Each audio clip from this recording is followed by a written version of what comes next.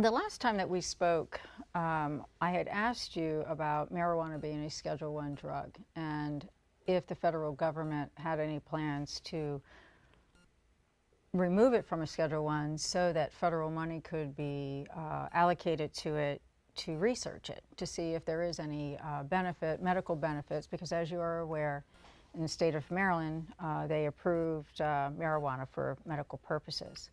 Which I support.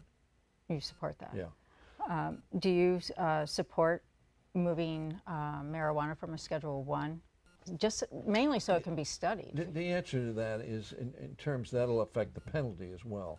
Right. And the answer is clearly states are moving almost every time it's on a referendum, marijuana wins.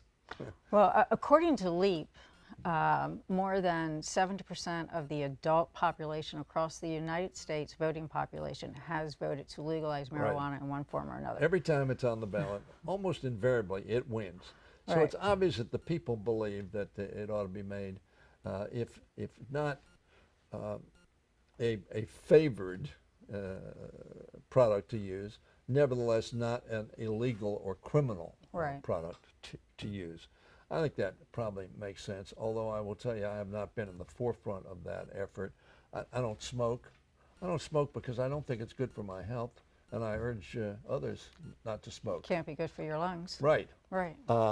And while as I said, I support marijuana use for medical purposes because I believe, and I've talked to doctors, it does have an ameliorating effect on pain and other circumstances that may be useful for patients. Right. For recreational use, I'm not so sure that it's not a gateway drug to using other drugs.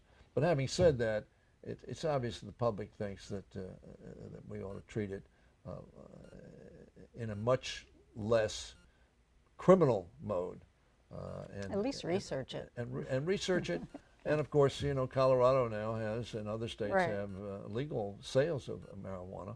And frankly, I think probably the majority of people in Maryland probably believe that makes some sense.